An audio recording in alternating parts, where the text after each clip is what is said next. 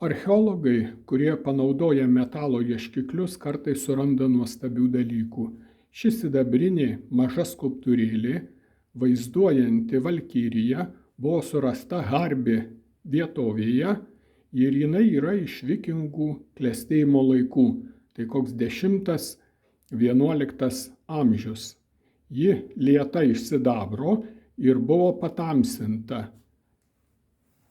Tai nusprendžiau tokią skulptūrėlę padaryti iš medžio, padažyti sidabru ir šiek tiek patamsinti.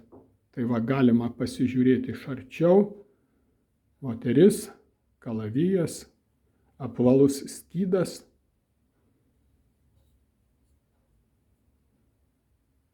Ir štai taip atrodo Valkyrija dabar čia.